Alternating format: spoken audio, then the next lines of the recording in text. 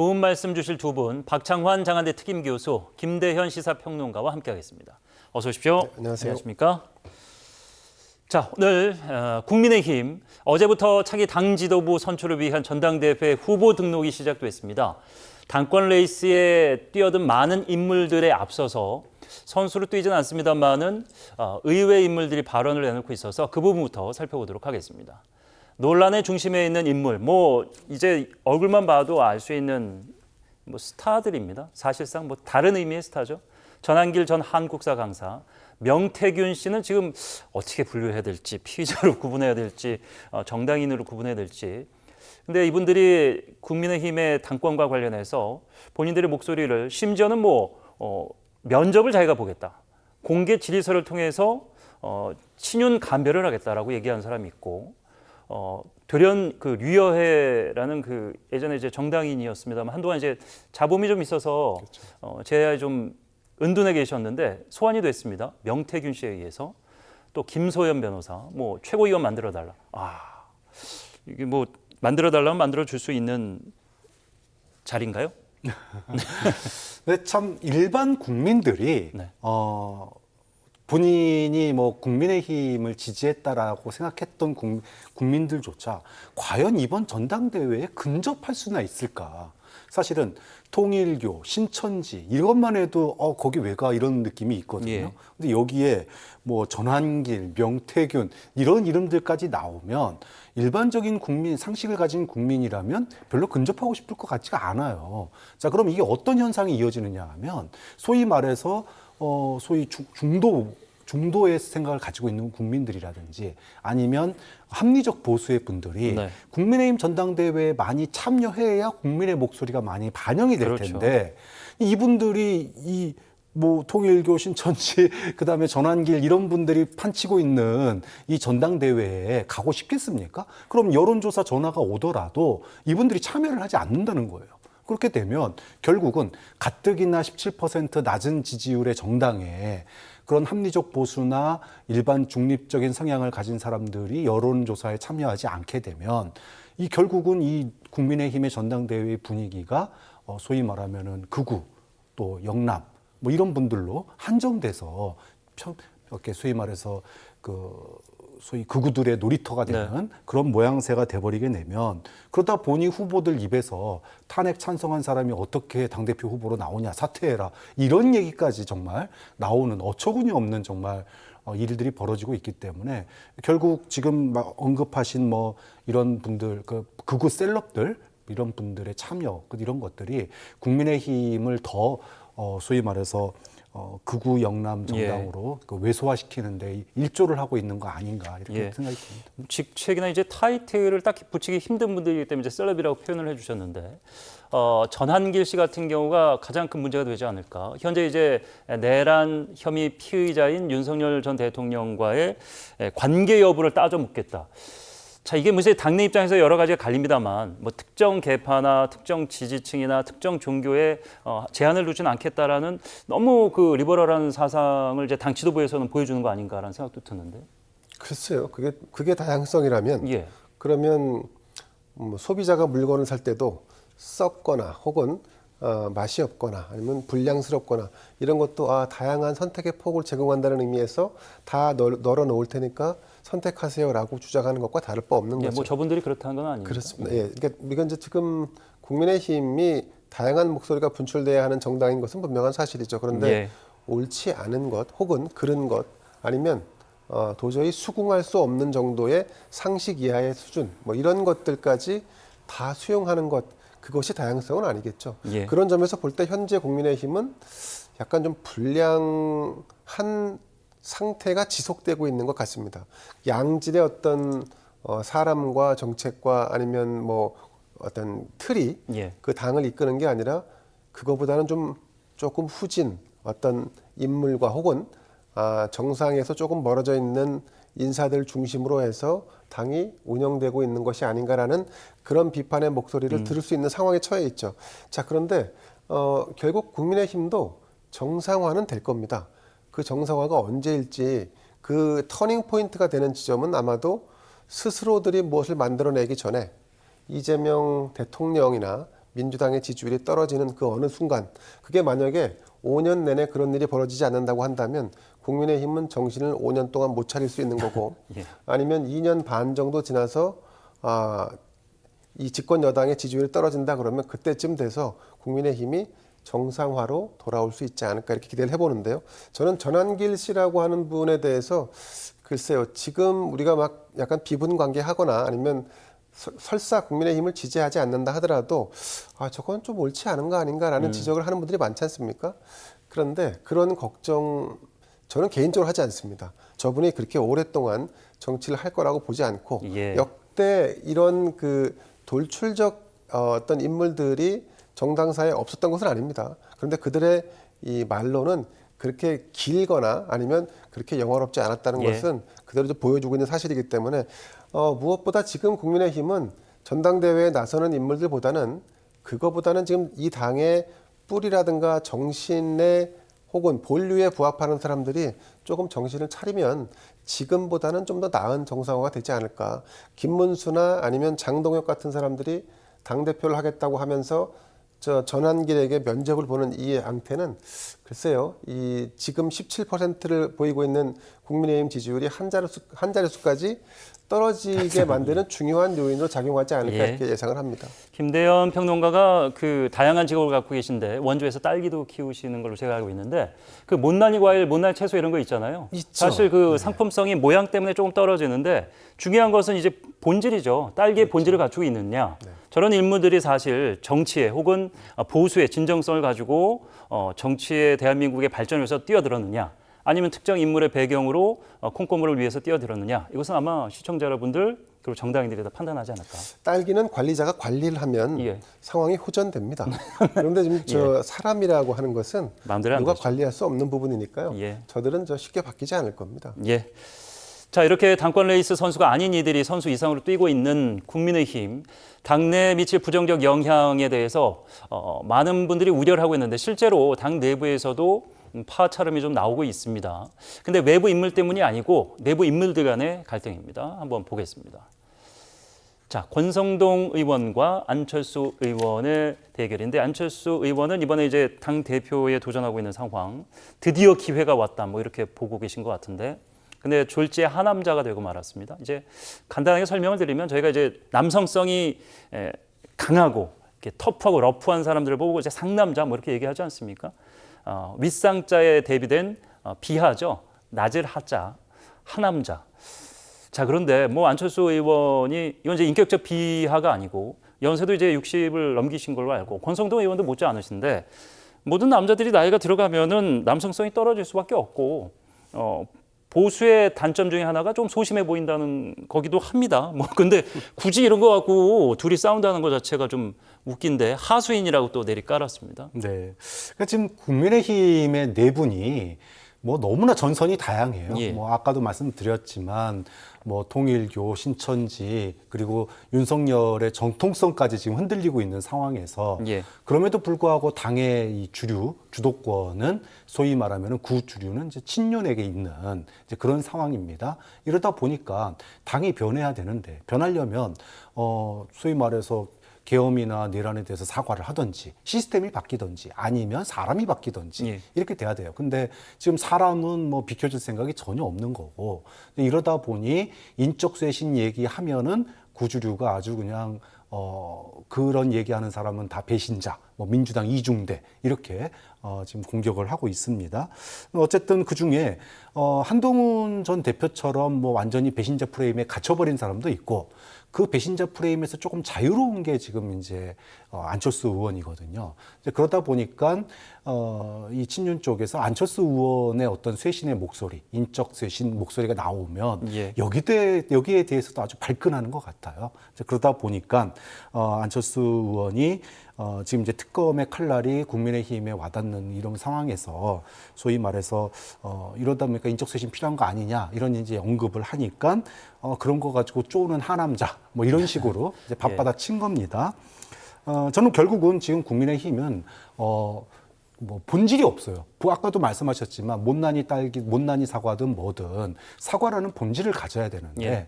국민의힘은 지금 소위 말해서 우리가 보수라고 하면 헌법의 테두리 내에서 안정적인 변화를 원하는 게 보수 아닙니까? 그런데 헌법의 테두리 바깥에서 지금 자신들이 본류들하고 싸우고 있는 그런 그러니까 장 바깥에 나가가지고 링 바깥에 나가서 예. 자신들끼리 패싸움하고 있는 형국이거든요.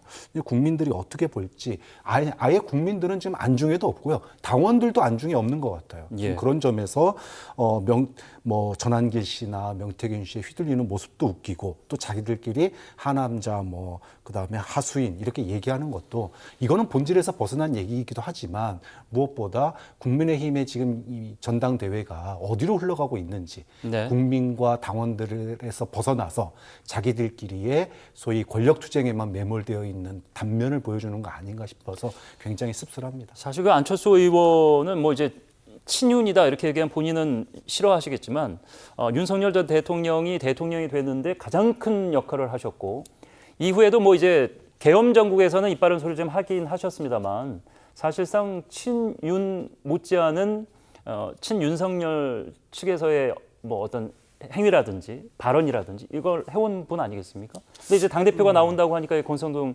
의원이 극구 그러지 못하게 하려고 하는 의도까지 보이는 건데. 자, 우선은 안철수는 친윤인가? 저는 뭐 그 점에 동의하지는 않습니다만 그러나 안철수 의원이 윤석열 정부가 태동하는 데 있어서 가장 큰 공을 세운 사람인 것은 분명한 사실이죠. 그렇다 하더라도 윤석열 당시 대통령 후보는 안철수와 공동 정부를 약속했지만 그 약속을 하나도 지키지 않았죠. 그렇기 때문에 저는 그 이후로는 그러니까 당내 경선을 치를 때는 협조하는 관계였지만 그 이후에는 친윤과는 거리가 멀었다. 안철수는 이렇게 보고 권성동 의원 같은 경우는 지금 국민의힘의 이 난맥상을 보여주는 아주 중요한 키워드 같은 인물입니다. 네. 이들은 그 각각의 개인은 대중적 지지를 얻고 있는 그런 대중 정치인이 아닙니다. 그런데 지역에서 모두 당선돼서 현역 국회의원이 된 이 영남과 강원 이 주류권 의원들은 이런 식으로 똘똘 뭉쳐서 본인들이 지금 어떤 발언을 하려면 전당대회 판이 벌어졌고 당권에 도전하든 최고위원에 도전하든 해서 그 판에 들어와서 거기서 서로 비난도 할 수 있고 비판도 할 수 있고 견제 이렇게 할 수 있는 건데 지금 권성동이 왜 갑자기 등장합니까? 본인이 지금 아무리 이 함께 당의 두 축을 형성했던 권영세 전 비대위원장과 이양수 사무총장이 당의 윤리위에 회부돼서 3년간 당원권이 정지될 위기에 처해 있다는 거, 이 부분에 대해서 공감하고 그걸 함께 방어해야겠다라고 하는 그런 생각은 뭐 알겠습니다만 지금은 본인이 드러날 때가 아니죠. 근데 이 본인이 살아있다라고 하는 것을 계속 웅변하려고 하는 이 차원에서 그것이 유지돼야지만 영남권 친윤들의 붕괴를 막을 수 있다라고 하는 그런 사실은 숨겨져 있는 퇴출 공포를 지금 표출하고 있는 것이 아닌가. 그 타겟이 안철수가 돼 있는 것이 아닌가 이런 생각이 듭니다. 예.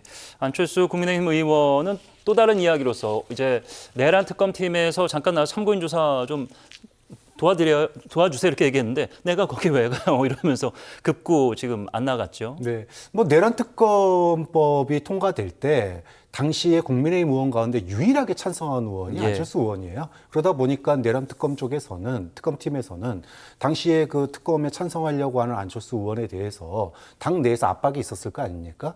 그런 것들에 대해서 아마 이야기를 듣고 싶었던 것 같아요. 그런데 안철수 의원 입장에서는 이번 전당대회 목표가 뚜렷합니다. 전당대회에서 당대표가 되는 거죠. 그러려면 소위 말해서 반 이재명 그리고 비한동훈 이쪽의 지지를 모아야 돼요. 그러려면 본인이 지금 국민의힘에 대해서 칼날을 휘두르고 있는 특검에 가가지고 쟤네들이 그랬어요라고 하는 모습을 보일 수가 없는 거죠.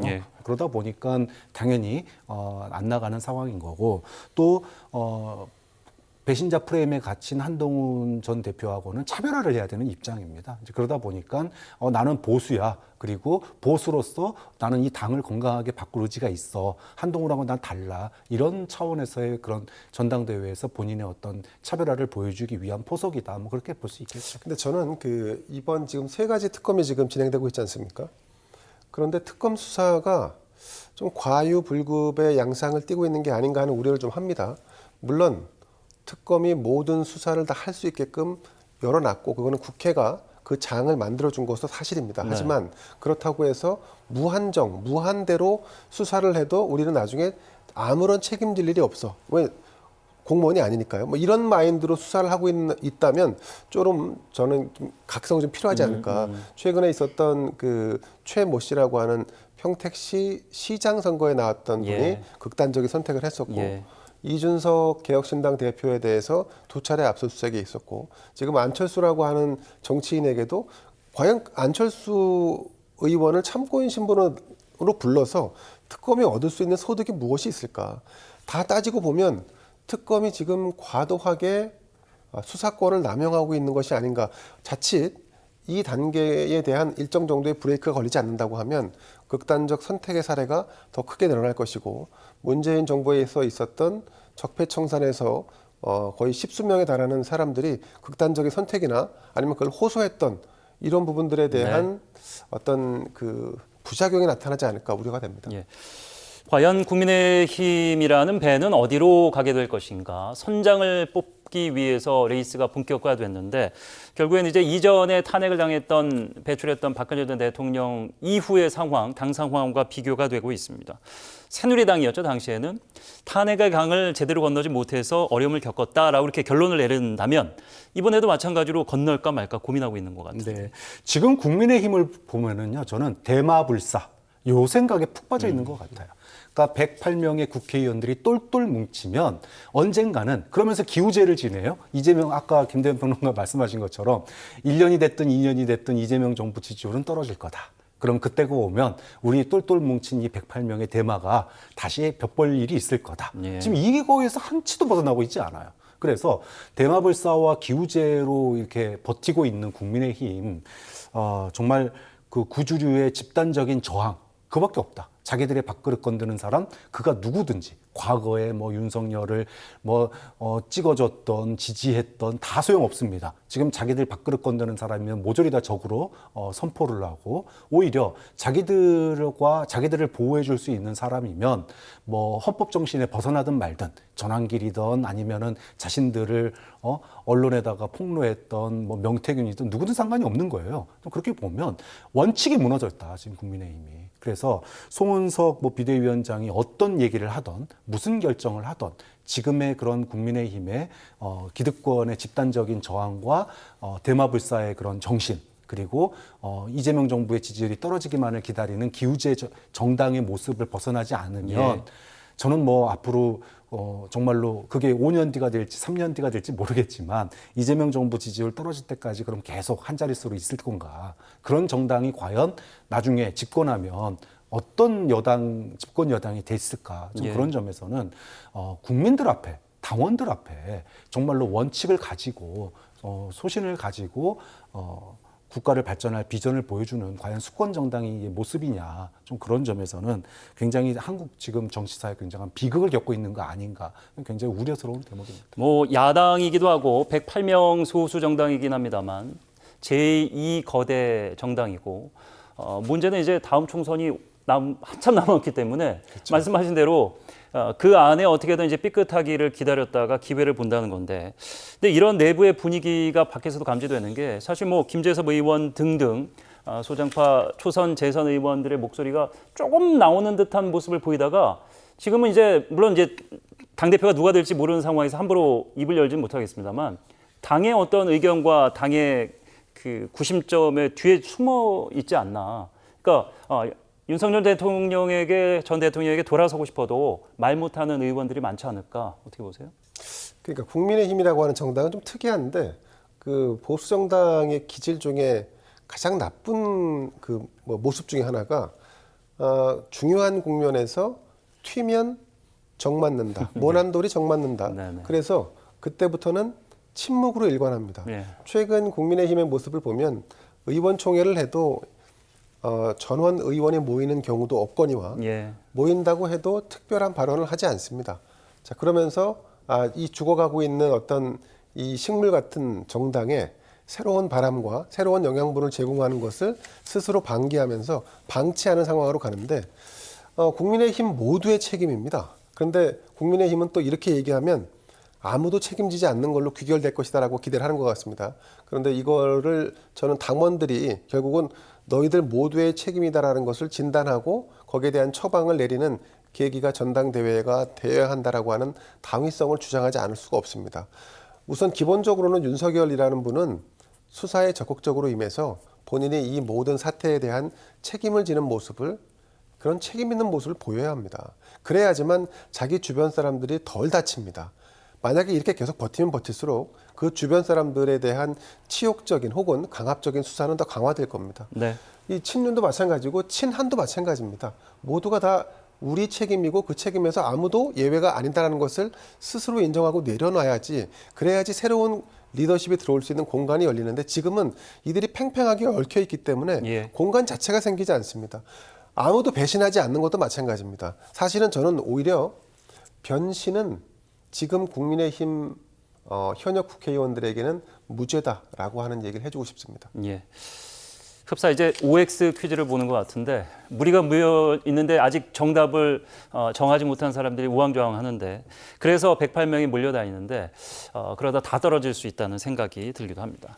자, 차기 전당대회라는 큰 숙제 앞에 힘든 모습을 보이는 국민의힘, 그 책임은 전적으로 이제 윤 전 대통령 부부에게 있죠. 서울구치소 윤 전 대통령 강제 구인 가능성의 긴장감이 현재 굉장히 높다고 합니다. 김건희 특검의 설명을 영상으로 준비했습니다. 윤석열 전 대통령에 대한 체포영장을 청구하였습니다.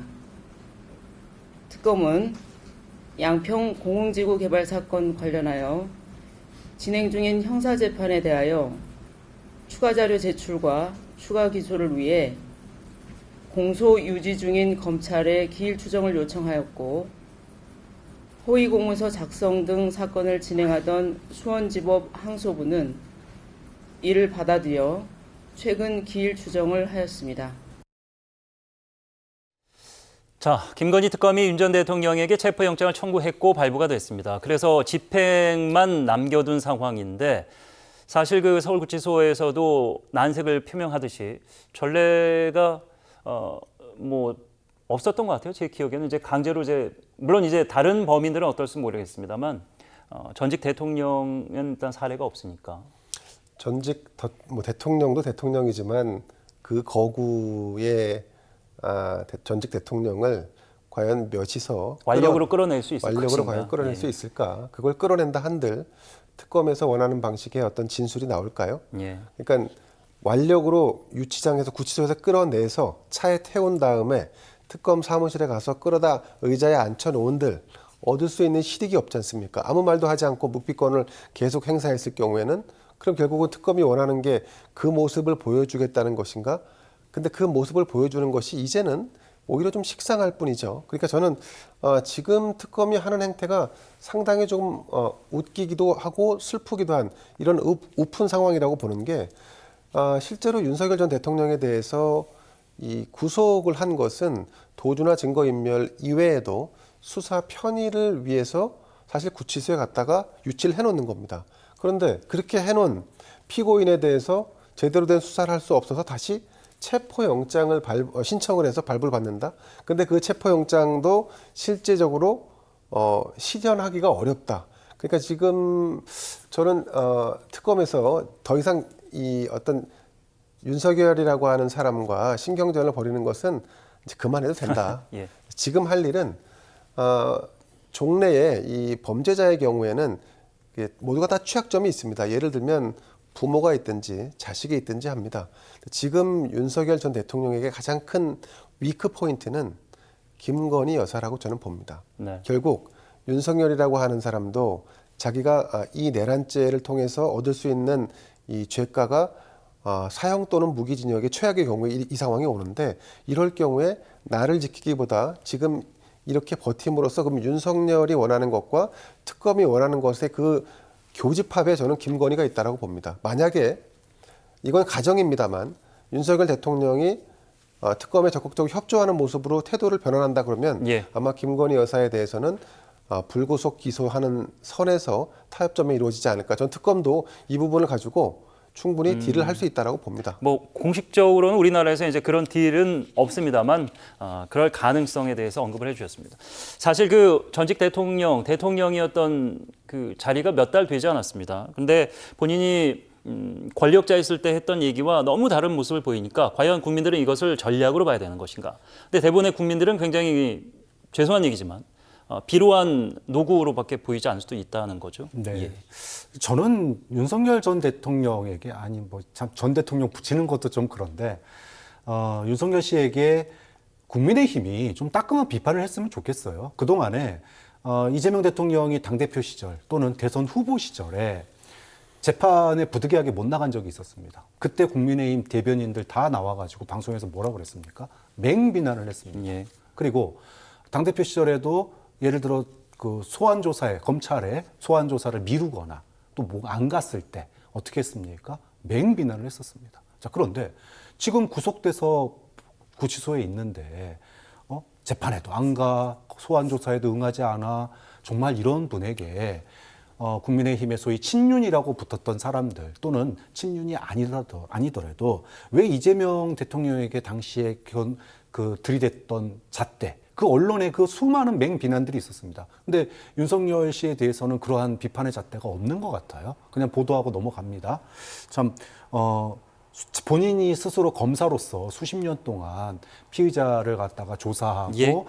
법정 형량을 구형했던 검사로서 본인이 이제 과거에 법을 집행하던 사람으로서 모습을 그걸 통해서 대통령이 됐는데 대통령이 돼서 피의자가 되니까 이제는 본인이 수사할 때 정말로 그 협박하고 얼르고 했던 그 모습의 정반대의 예. 모습을 보여주고 있어서 정말 이건 뭐 결국은 시간 끌기 그다음에 뭐 침대 축구 같은 거죠. 그렇죠. 뭐 일종의 뭐 자포자기 예. 뭐 이런 느낌인데 저는 그렇더라도 최소한의 인간적인 좀 전직 대통령으로서의 그 뭐라 그럴까요?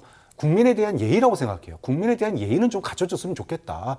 뭐 과거 본인이 그 구속 취소되고 나왔을 때 반바지에 개 끌고 다니던 모습도 참 국민에 대한 예의가 아니었는데 네. 구치소에서 나 안 나가 그러고 버티고 있는 모습은 비루함을 넘어서서 국민들에게 저런 사람이 대한민국의 대통령이었나라고 하는 자괴감마저 들게 하기 때문에 이건 뭐 비난을 떠나서 정말로 국민들에게 저런 사람이 3년 동안 대한민국을 이끌었다라고 하는 것에 대한 정말로 그 자괴감을 느끼고 그 부분에 대해서는 국민의힘도 따끔한 비판을 해줘야 된다. 그래야지 예.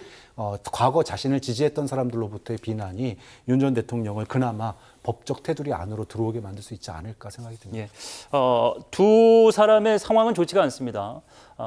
최상병 이제 순직 사건에 대한 외압 의혹과 관련돼서 특검에서 계속해서 이제 기존과는 다른 의견들, 결국엔 이제 이 현장에 있었던 경로하는 현장에 있었던 7명의 사람 중에 5명은 경로를 했다라고 인정을 했고 본인과 김용현 국방장관 빼고는 이제 사실상 그래서 확정이 된 건데 경로했다. 근데 김건희 씨가 전화를 했다고요? 관련자들에게? 네. 예. 그 경로한 게 23년 7월 31일입니다. 예. 그런데 그때 김 여사가 소위 말해서 비화폰 또는 본인의 휴대폰을 통해서 개인 전화로도 했다는 개인 얘기가 전화, 있습니다. 개인 휴대전화로 관련된 의혹 관계자들, 외압을 행사한 그런 관계자들과 통화한 내역이 지금 나와 있습니다. 네, 네. 그래서 이게 이제 어디까지 어떻게 통화가 이루어졌고 또 무슨 내용을 했는지는 이제 앞으로 조사가 돼야 될 내용인데 지금 이제 구명 로비와 관련해 가지고 한두 명이 아니에요. 굉장히 전방위 로비가 펼쳐졌다. 뭐 이철규 의원 얘기도 나오고 개신교의 김장한 목사 얘기도 나오고 또 윤 전 대통령의 연수원 동기 변호사 이름까지 나오고 있습니다. 자, 이렇게 구명 로비가 전방위로 펼쳐진 가운데 김 여사도 구명 로비를 한 정황이 있기 때문에 예. 이제 과연 그러면 윤 전 대통령의 그 극대노 안에 그 윤 전 대통령을 극대노하게 움직인 사람이 누구냐? 이 가운데 김 여사도 포함되어 있느냐? 이 부분은 앞으로 굉장히 중요한 관전 포인트가 될 것 예. 같습니다. 대통령은 선출직이죠. 그렇기 때문에 부인은 권력을 가질 수가 없습니다. 일반 회사도 이제 월급을 받는 사장의 부인이 제가 방송에 잘못했다고 너 왜 그렇게 일을 했어라고 전화할 수 없는 거거든요, 사실. 그렇죠. 안부는 모를 수 있겠지만. 그렇죠. 예. 그런데 현실은 또 그렇지 않지 않습니까?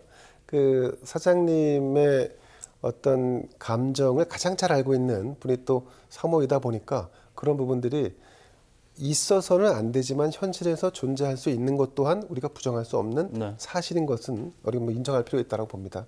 지금 김건희 여사는 어쨌든 특검에서는 무조건 기소하고 무조건 구속시키겠다라고 하는 방향으로 가고 있습니다.